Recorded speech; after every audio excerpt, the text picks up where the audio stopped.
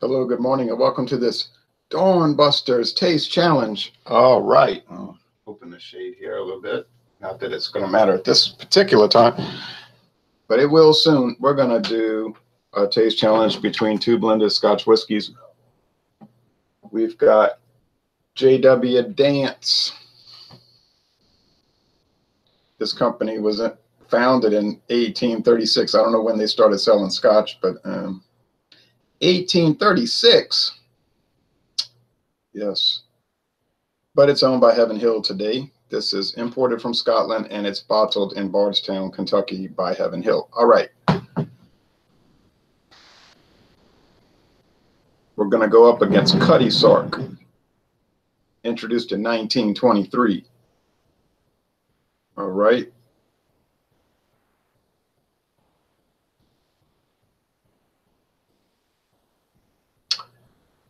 (1923),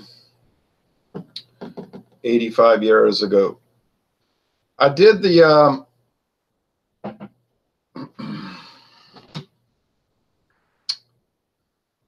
J.W. Dance against the Buchanans.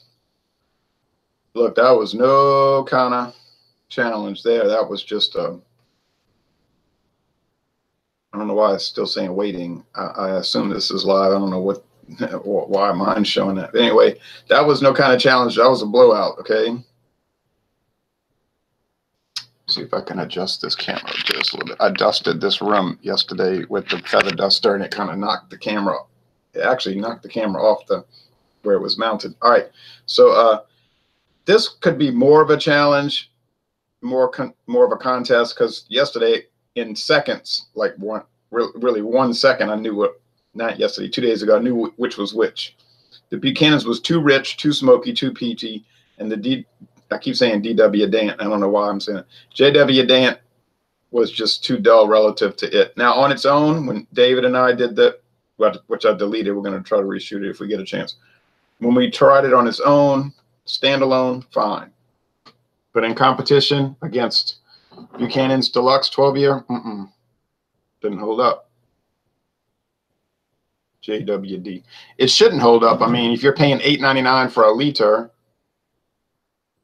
it should not be tasting as good as something that's $34.95 for a $7.50, right?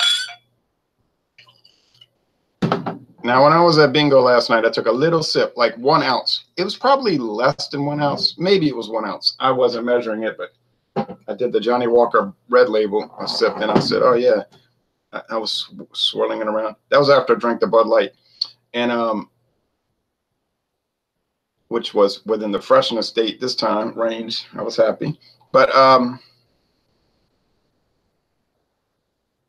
yeah, that Johnny Walker's really got some interesting character. You say, well, the Red Label's just a regular run-of-the-mill stuff. Yeah, that's fine. I don't know why this is saying waiting. It's not showing.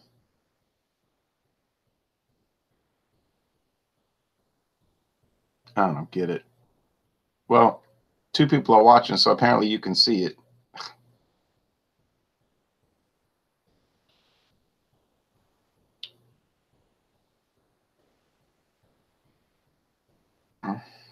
Nothing I can do about it. Okay, so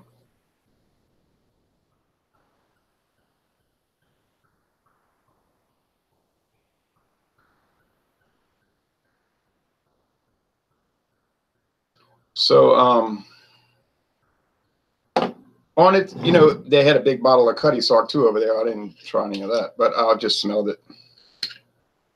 It's not like to smell them, but it might be the run-of-the-mill Johnny Walker, but it's really a great run-of-the-mill product. And then this guy had this homemade plum wine. I said, plum wine? And they said, yeah, Mike made that. Leroy and Mike Bourget made it. And yeah, it was interesting. I don't know, though. It was kind of confusing. Like, it almost tasted like, man, what the deuce? It almost tasted like,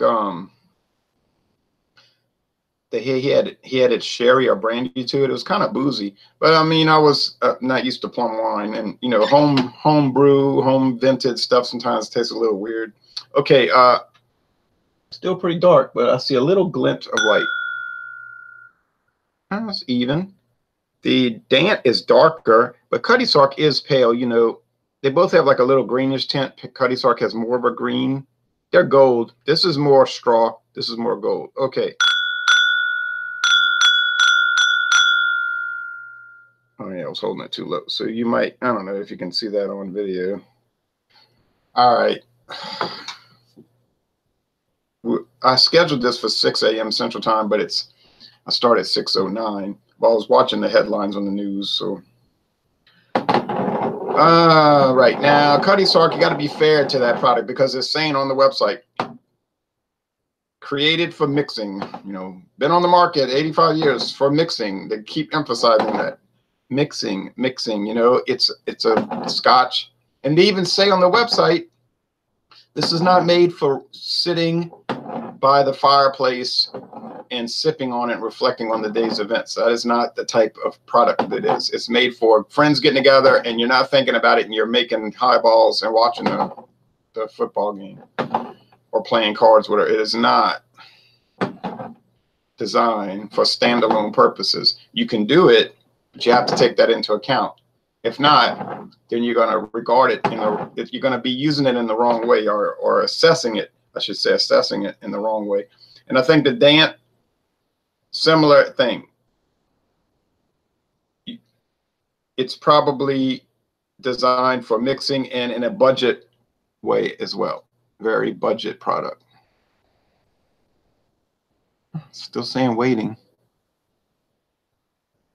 Tell me if I can understand that. Never saw that happen before. All right. Let me mix it a little bit more. I might have glanced and saw something darker. I don't know.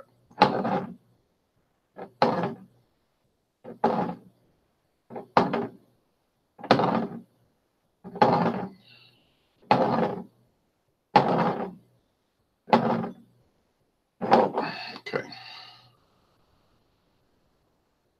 I guess I can't look at comments because there may not be any due to that issue. All right.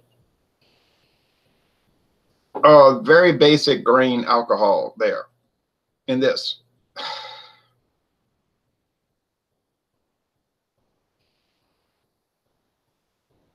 That's what it smells like. Just ethyl alcohol, grain, column still grain alcohol. I'm sorry. You say, what about the smoke? What about the peat? What about all of that? It ain't there. If I was going to drink that, I would just shop price. I mean, if I saw an American blended whiskey for cheaper, I would just buy that. You know, no knock against JW Dant. I mean, I'm not expecting the world for $8.99 a liter. I'm not living in some fantasy world. Now this has some sweet peat. Smokiness, no, there isn't any. But I did 2 single malts. David, my friend David, did 2 single malts. One was 18-year aged, the Singleton. And there was no smokiness there, really. It was like a rich, nice whiskey, well, almost with sourdough aspects, but nah. Smokiness, I wasn't picking that up, really. We liked it, but then off camera, he says, I think I paid too much, didn't I? $53, I think he paid, plus tax. I said, well, I mean, I'm not going to say somebody paid too much for something if they wanted to buy it, you know. I bought the Founder's Better Half for $4.69 yesterday, and the Dragon's Milk, whatever that one is, that 11% for $4.49. 12-ounce bottles. You could say I paid too much for those. Now, oh, but they're so rich and fabulous and most excellent, outstanding, and almost world-class and all of these things. They may be, but you're still only getting 12 ounces. And so, did I pay too much? Maybe. I bought them. I said, oh, well. Okay, I bought them. They're bought. Grain alcohol. there's an underneath grain alcohol, but it's a sweet peat. Like I said, okay, well, I already know what it is. This is Cutty Sark and this is J.W. Dant. That's my assessment, at least. So let's go with the taste. That's my belief.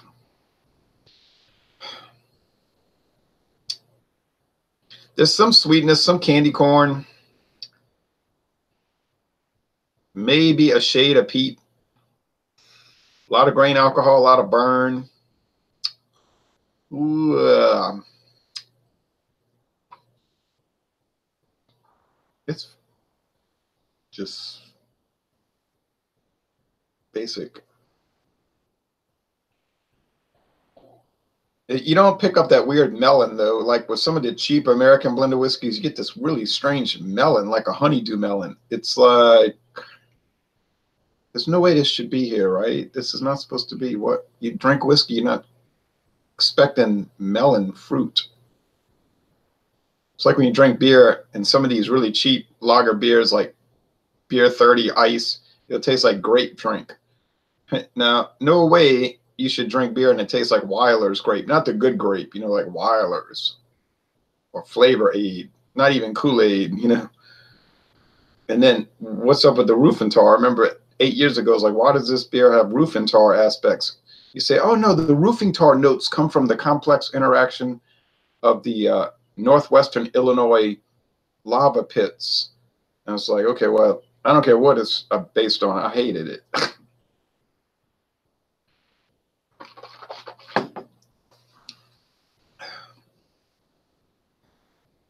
Now this has a biscuit and cracker. I noticed that about Cutty Sark before.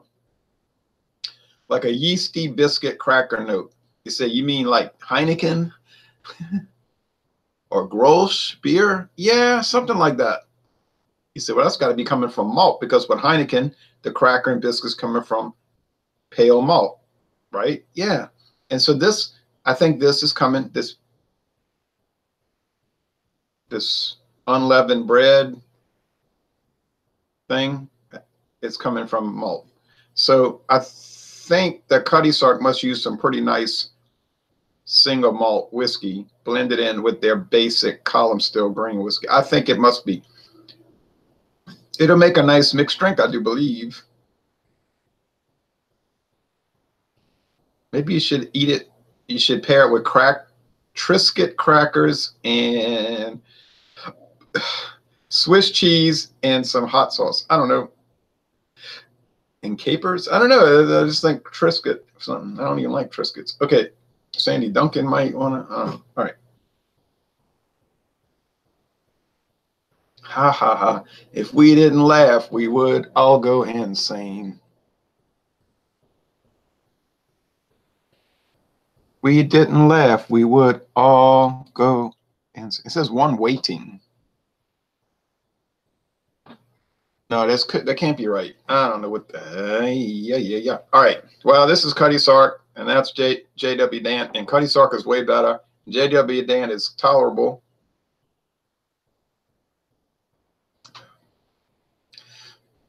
You know, there is a little smokiness starting up.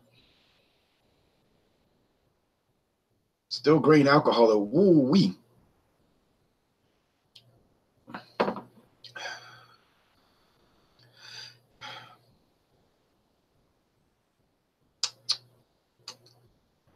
A little smokiness, but it's like focus on the keyword little. You know what I mean? A little bit of little. But it's there. Got to be honest.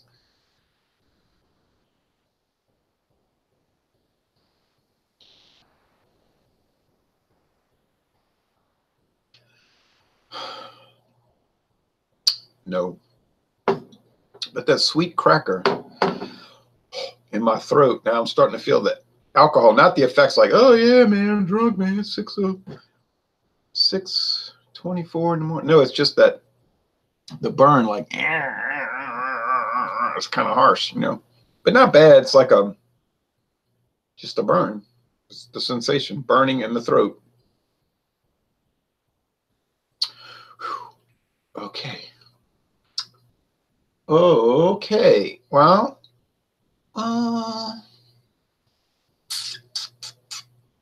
Does Cutty Sark just run past it with just, it does pretty much run past it. The thing I like about the Cutty Sark, it seems like it's well made. It all the different things, the very mellow things kind of merge together well. They mix together well. It's just a nice, basic, well put together mixer. It just seems like it's balanced, like it's exactly perfect for what it's supposed to be. So if I was looking to buy a whiskey to make mixed drinks, highballs, cocktails, and I wouldn't be, but let's just say I was, this would be the one I'd buy, especially when it's $13.99 a bottle on sale. Now, JW Dance, if I wanted just that 80 proof alcohol content to use for various things, and I don't really, I was thinking about this the other day. I was doing something, I think I was dusting in the house, and I was like, I don't even buy whiskey. I was thinking about this to myself. I'm not even a whiskey drinker. You know what I mean? Like, I don't know if I'd ever buy it just to buy it. I buy it to do reviews and taste challenges, and it's interesting tasting them and trying them out. But to say I'm a whiskey drinker, I don't know. I said, but maybe you shouldn't say that on camera, because people might say, well, why are you reviewing them? You know, you have no right. You have no place to review it if you're not a regular drinker. But I said, no, there's nothing wrong with admitting that. Now, the counter argument would be, well, you drink it every day. But that's for utilitarian reasons, to drink down the stash. I'm not going to throw it away. And to do the round robin challenges and the tasting and the reviews. But in theory, if I had none, I cannot say that I would be going and buying it to drink it. Now, the argument would be, but in a practical sense, if this goes on 40 years and you're drinking it every day, you are, in a practical sense, a whiskey drinker. Yes, in a practical sense. But in a theoretical way, then I'm not. You know what I'm saying? I'm not. It's not like beer where you can just get rid of it. You drink it, you know, I wouldn't do that. So, you know, I was thinking about that. And I said, I don't know if I should mention, but I did. Okay, cat's out the bag. Cat's out the bag. Same thing with brandy. I mean, I'm not a brandy drinker. Do I have any brandy in my house right now? No. Have I done many reviews? Yes. Would I plan to do more reviews? Yes. Because I like the brands. I've tried to emphasize this. It's the beer I drink, you know, but I would just drink Miller High Life the rest of my life. I'd be satisfied with that. Okay. It's not anything gourmet or great. I would drink it. But it's more the interest in the brands. I like to do, this brand was started at this time. They used these ingredients. Oh, it was marketed wrong and all that, kind of like this adventure into the brand. So that's what I like about it. You've noticed that if you're a longtime viewer. It's not the struggle, you know, oh, craft versus macro, we're winning and all of that. We're on a great quest.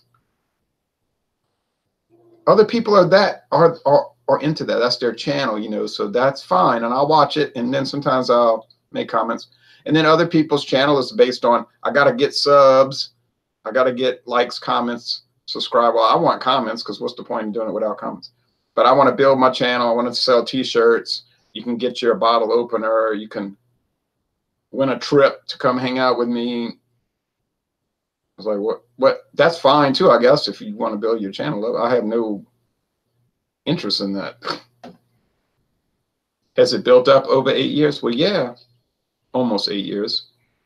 But that's what I decided when I first started in November 2010. I said, let's just see what happens naturally without me promoting it. You know what I mean? Like begging people to subscribe, because I had watched channels previous to start mine, and I would see people like kind of like begging people to subscribe and saying, oh, I have 50 subs. Let's have a special 50 sub video. And people ask me, what are you going to do when you hit 10,000 subs? What special thing are you going to do? So I'm not going to do anything. I'm just going to keep reviewing that, because it's not the goal. I'm not going to make an honorary video for something I don't even care about. It's nice. I mean, I was glad when I had 15 subscribers. I told my daughter I got 15 subscribers. She said, "Wow, there's 15 people following you." I said, "Right." Now, whether they're actually watching, I don't know.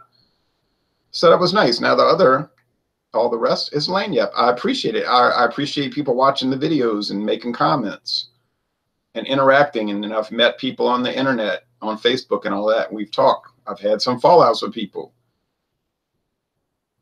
Not on my end, on their end. Some people don't like to hear music that goes counter to what they want to listen to. You know what I'm saying?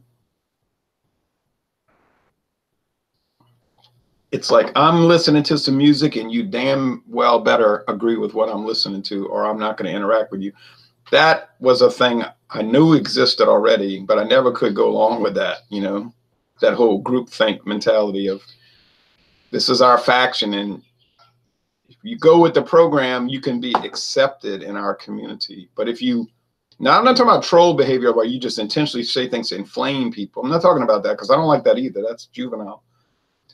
I'm just talking about the whole concept of you have to embrace our viewpoints at all times because of our megalomaniacal world view and approach to life.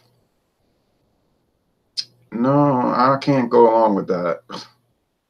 That's why I started my own groups on Facebook, Rock and Roll Club.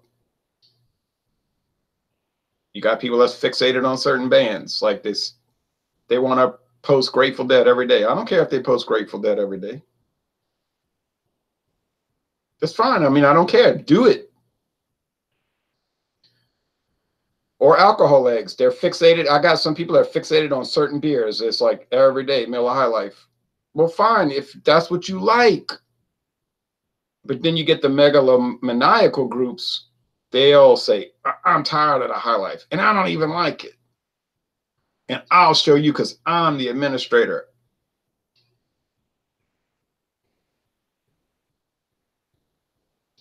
Well, what are you showing people? That you're crazy? And same thing with the music groups. I don't like that band. Well, why don't you make a disclaimer for the group? Join my group. We talk about rock and roll, and here's what I don't like, and you better not cross me. I'll show you. I'll kick you out. You get these people that like get off on that, you know. I kicked you out. It's like, wow.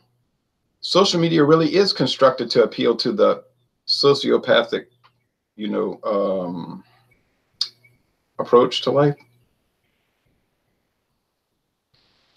So yeah, I really did kind of fight against all that, you know, like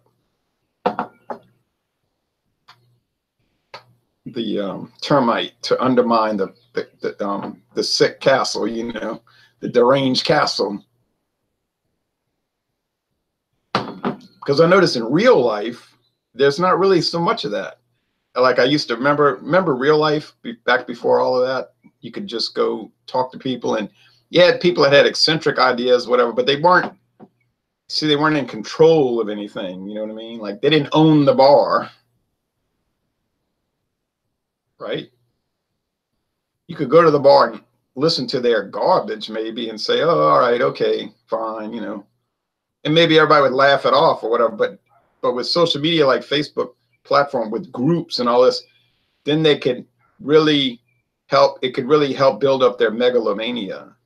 You know what I'm talking about? Their, like they used to say in 1971, their power trip. You're on a power trip, man. And that all is, yeah, I know people are going to say, yeah, but it was constructed for that reason. That whole thing was designed for that. I realized that. I didn't at first, but by, you know, studying it. So it really feeds into those kind of latent people. Yeah, people that have latent dictatorial, authoritarian mindset. So it's interesting to look at all of that. And so then that goes on and on and on. But anyway, but if you want to join Rock and Roll Club, you're not going to get that. You know, it's not going to be, you will do this, I'll show you. Yeah, that doesn't work like that. Or alcohol eggs, you know. We're not there to make a point that we're in control. I control what you do. No, no, no, no. All right. So anyway, enough of that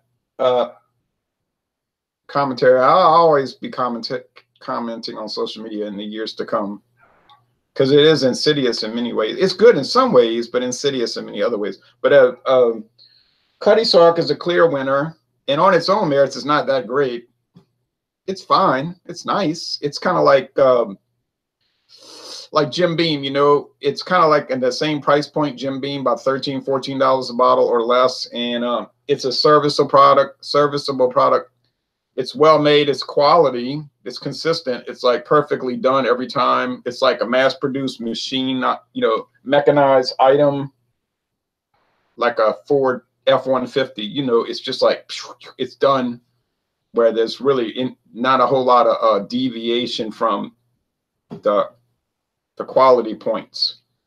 And there's a lot to be said for that. It's like Budweiser beer. You know, I know people say, yeah, but it's weaker than it was in don't you remember in 1984, Budweiser had more body and was stronger? No, I don't remember that because I didn't drink Budweiser in 1984. I only started drinking it in February 96, and I haven't noticed a scintilla of change. But that's 22 years. Maybe it's changed a lot previous to that. So JW Dant is fine if you want, I mean, basic stuff. And I mean basic. But for $8.99 a bottle, who cares? What's the difference? No problem. And if you want something that's credible and, you know, respectable, get Cutty Sark. That's it. Video is over, and then I'm looking forward to tomorrow. Oh, I see what I did. I hit the wrong damn thing. I hit 100 pipers. How did I do that? Okay, well, I'll correct that. I'll go back in there and I'll correct the I was very careful too. Well, I'm mesmerized by that. Well, I'll fix it. So I hate when I make these mistakes. All right, sorry about that, folks.